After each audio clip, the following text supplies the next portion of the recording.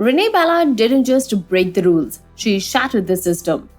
And as the screen faded to black on season 1, fans were left with one gut punch of a question. What now? With whispers of a season 2 swirling and Bosch universe expanding fast, we are diving into what's next. Confirmed info, grounded theories, and why this could be Ballard's biggest case yet. So, here is what we know. Amazon hasn't officially renewed Ballard's season 2 yet. But that hasn't stopped the team behind the scenes. Maggie Q recently confirmed that the writer's room is already shaping season 2's arc, calling it a very exciting direction. Though she warned fans not to assume anything until contracts are signed.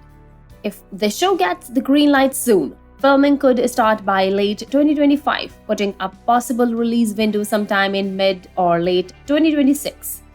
No confirmation yet, but all signs point to momentum. Now, if you're just catching up, Ballard is part of a Bosch universe, but it's telling its own story. Maggie Q plays LAPD detective Renee Ballard, who's working old cases, the ones no one else wants, while exposing corrupt that runs deep in the department. Season 1 gave us grounded, emotionally raw look at what justice costs, and it ended with Ballard being arrested after exposing a cover-up tied to a dead cop. She didn't walk away a hero. She walked away in handcuffs. And here is the kicker. That wasn't just a shock ending. That was a setup. By the final episode, Ballard has crossed a line the system couldn't ignore. She publicly took down corrupt Detective Olivas, a man the department had quietly protected for years. The twist?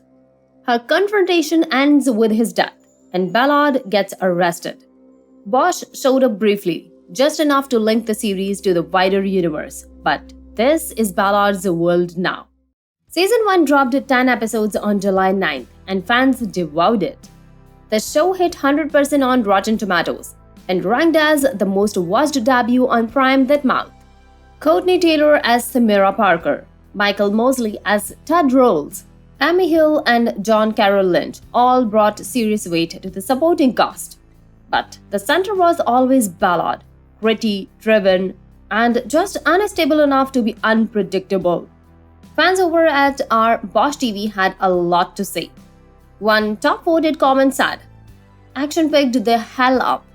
LAPD corruption and procedural beats felt fresh compared to Bosch. But not everyone agrees on where it should go. Some want Bosch to play a bigger role in season 2. Others feel like Ballard has finally earned her own lane, and dragging him back would just dim her spotlight. Ballard's not just scuffed, she concerned. But what if her arrest isn't the end? What if it's just the start of her most dangerous investigation yet? She's in a holding cell, betrayed by the very people she tried to save. And from inside, she starts pulling threads. Old cases resurface. Files vanish. Names that were supposed to be buried start showing up in the system again.